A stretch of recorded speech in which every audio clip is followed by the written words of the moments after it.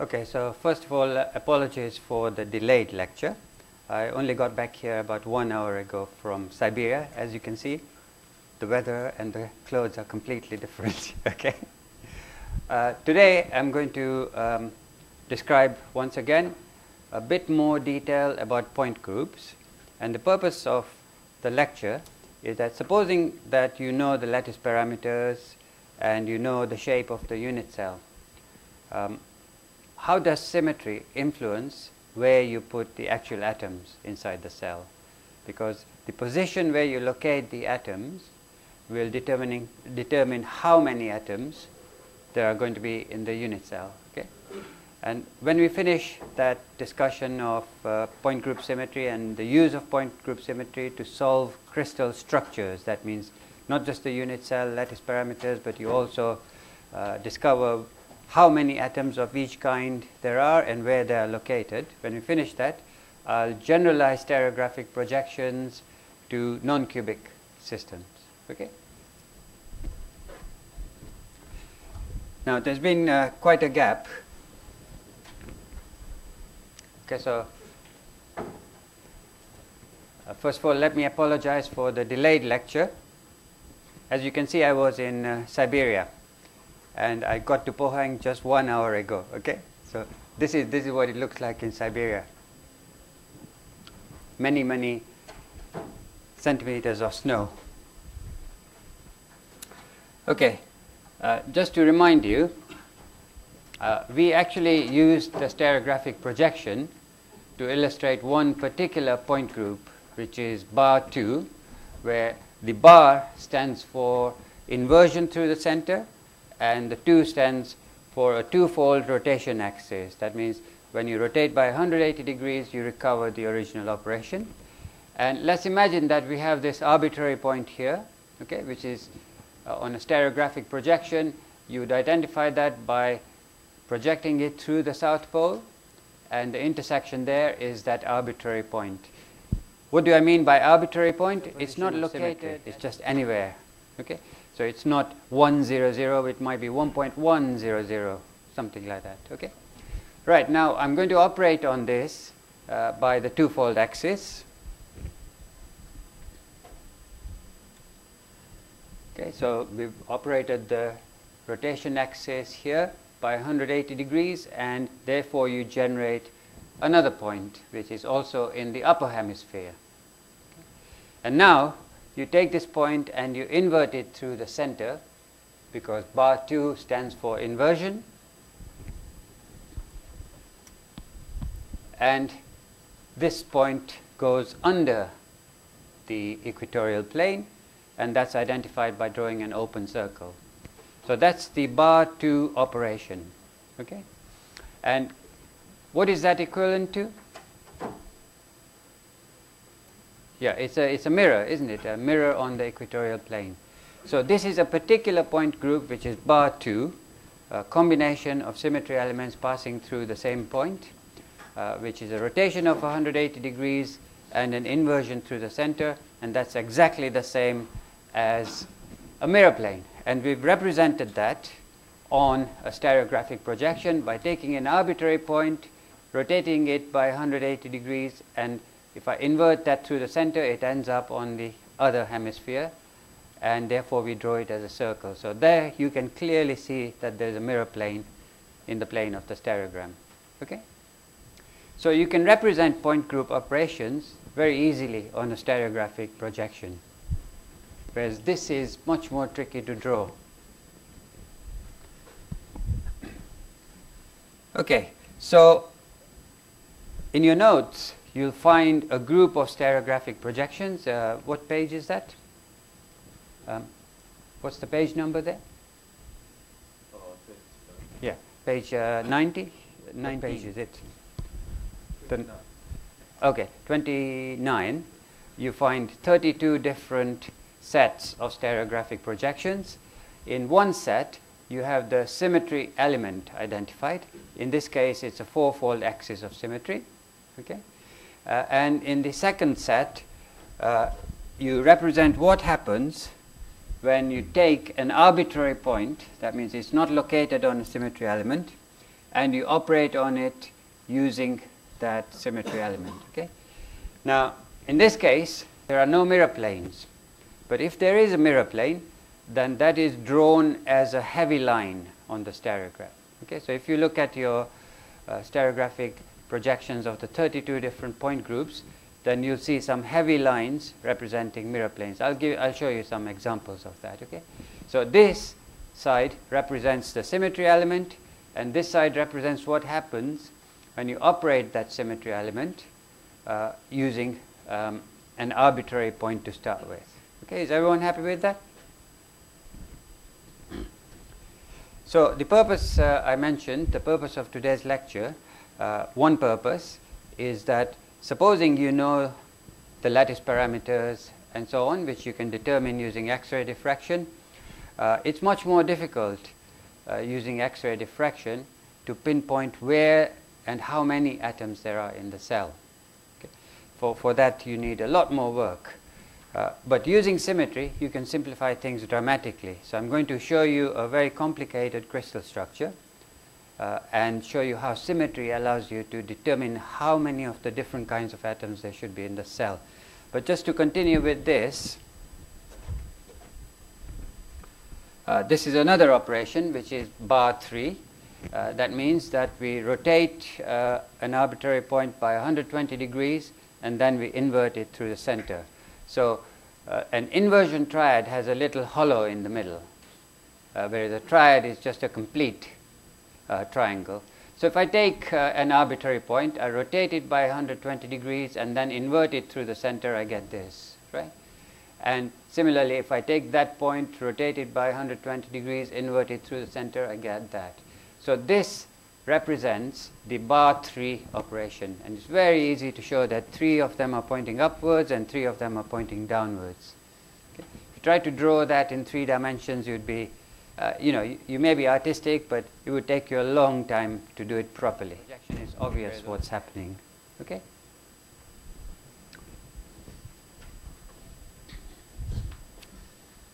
Okay, so these are the 32 possible point groups, and they are divided into the 7 crystal classes. So the cubic class has the highest symmetries.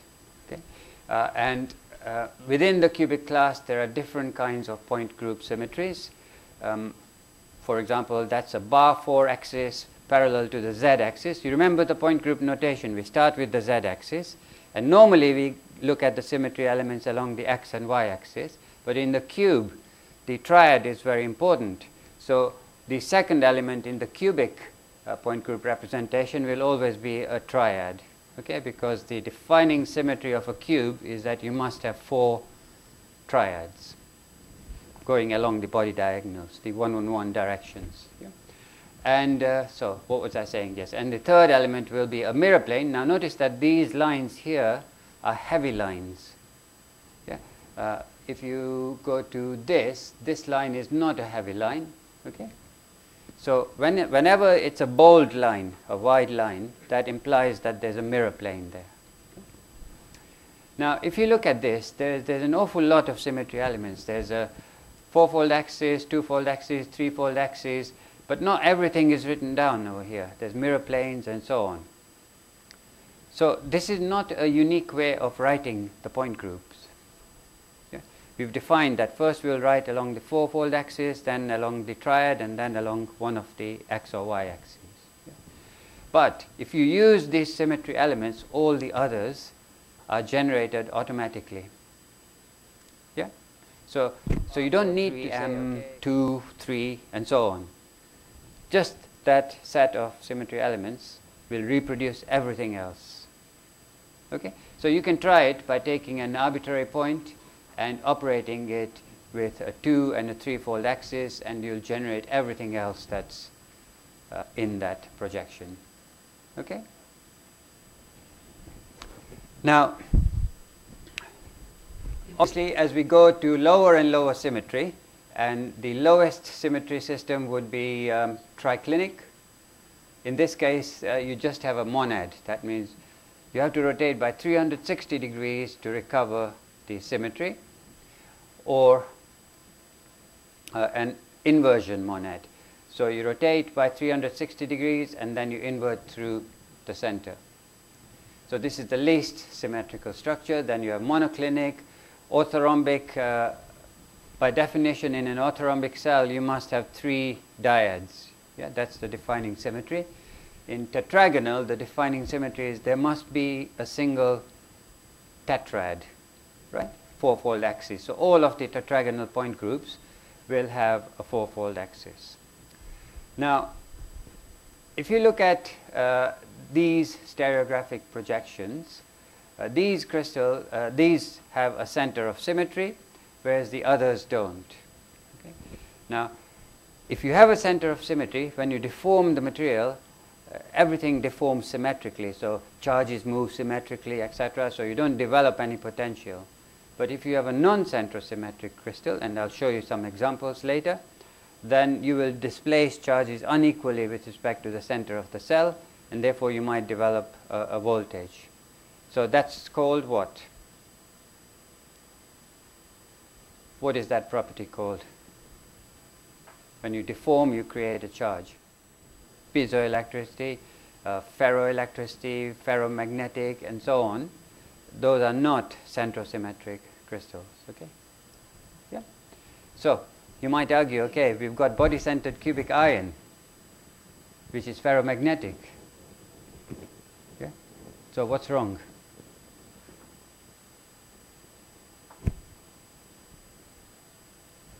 Body-centered cubic iron is ferromagnetic at room temperature, right? It's not actually cubic. It's slightly tetragonal. Do you remember? I explained that the spins are aligned, right?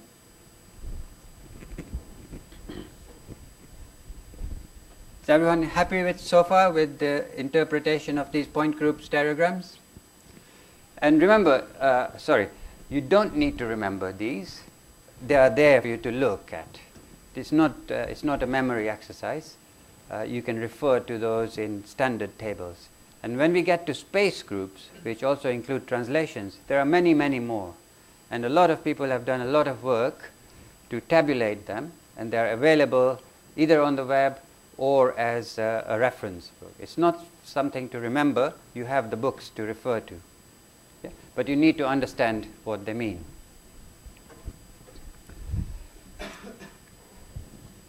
Okay, so this is a crystal of lead titanate. So we have lead atoms here, the pink titanium atoms, and the oxygen atoms. Okay. And this is you're told that this is a tetragonal structure because you've done your X-ray diffraction, and you find the lattice parameter here is exactly the same as here. But although the oxygen atoms are located on the centers of the faces, the titanium atom is slightly displaced from half. And similarly, the lead atom is slightly displaced from a 0 position. Okay? So it's a little bit of a tricky crystal. Can you first of all tell me what kind of unit cell this is? Is it body-centered, face-centered, or primitive? It's tetragonal, okay?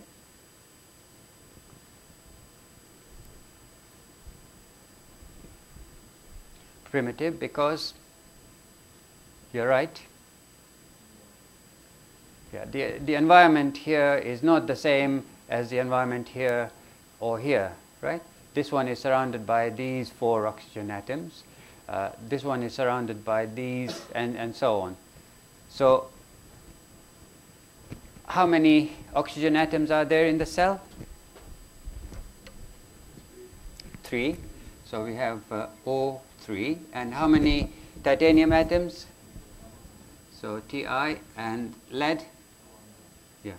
So that is your formula. Okay. Lead titanate. Okay. So find some. So we know this is now a primitive lattice. Okay. And the motif is that you place this at every corner of the cell. Okay. So this is the motif, which consists of a lead atom, a titanium atom, and 3 oxygen atoms. And it's a primitive tetragonal cell. Where is the fourfold axis? Because the definition of a tetragonal cell is that you must have a single fourfold axis. Where is the fourfold axis? Yeah, vertically down. That's right, here. You can see that. Any other symmetry axes? So I can write this as primitive. And then in the point group notation, along the z-axis, we've seen there's a fourfold axis. What about along the x-axis?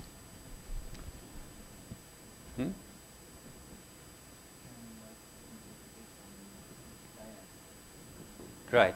Now, you're absolutely right. Okay. Dyad and another dyad as well, right? Yeah. In fact, I would say that it's more than a dyad. There's a mirror, okay? But it's difficult to see that, right? So what do we do to see it very clearly? Why don't we draw a structure projection with 4 unit cells, and that way you can see all the surroundings, right?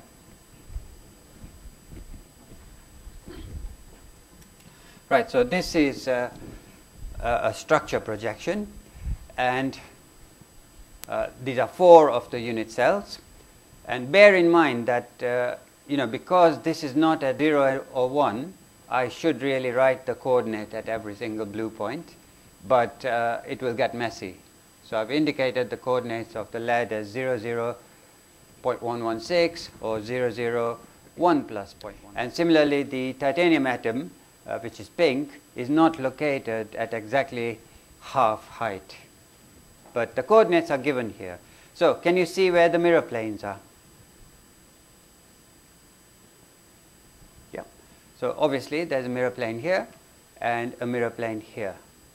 So I can write this as 4 mm because a mirror is a higher symmetry than a dyad. 4 mm. So this is the point group notation for this cell. If I ask you to focus on the oxygen atoms now, do all those oxygen atoms have the same symmetry elements passing through them? Okay.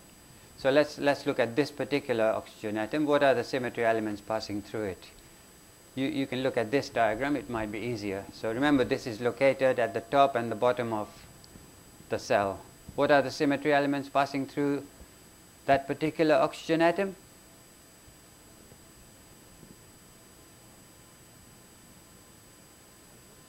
Yeah, there's a fourfold axis because there's a fourfold axis here. And clearly you also have these mirror planes. How about this oxygen atom here? No. There's no fourfold axis there because look, this is different from this, right? Yeah, it's a dyad, right? And similarly this. So these have different point group symmetries than the oxygen atom located on the top face. Now this is important because the number of each kind of oxygen atoms depends on the symmetry elements passing through it, and let's demonstrate that, okay?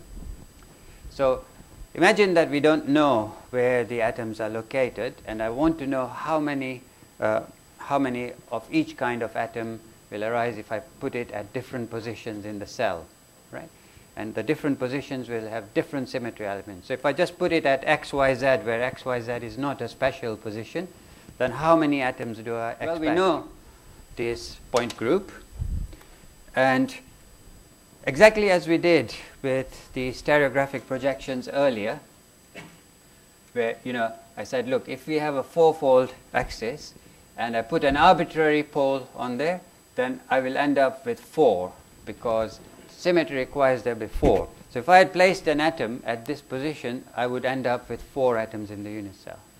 So if I place an atom at x, y, z when my point group is 4 mm, then how many should I have? Well, you do exactly the same sort of an operation and you work out how many atoms there should be. Okay, so this is our point group 4 mm, and this is XYZ. It's an arbitrary 4. Okay? So if I operate the fourfold axis, then I get obviously these 4. Okay? Then I have to operate the 2 mirror planes which are parallel to the fourfold axis. So these are now in heavy lines, you can see that. And therefore, how many atoms should I expect if I place an atom at XYZ?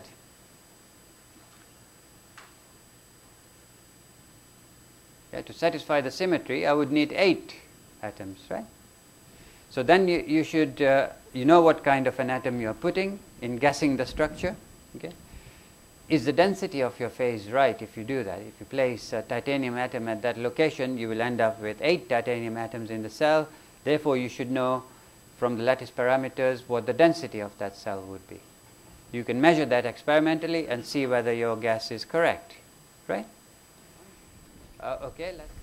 So by doing this kind of an operation, and we need not place it at an arbitrary point. We could place an atom here, we could place an atom here, and see how many equivalent positions we find. You can generate a whole table which tells you how many atoms you should find depending on where you put it in the unit cell.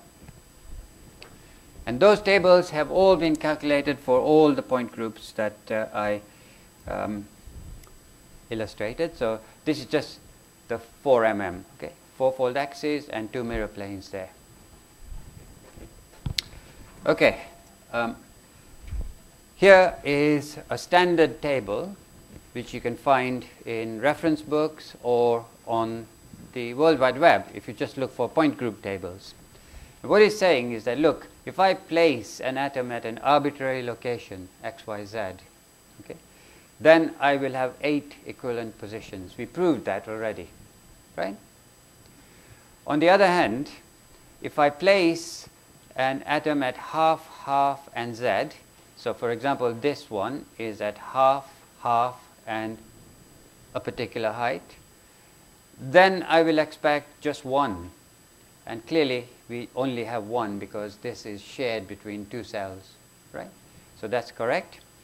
If I place an atom at this kind of a position, which is half, 0, z,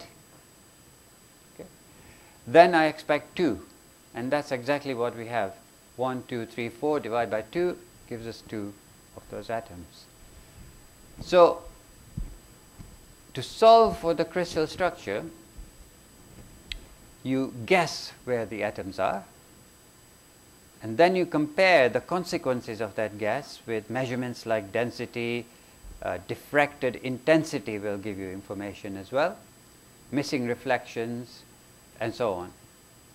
So the point group actually simplifies your life dramatically.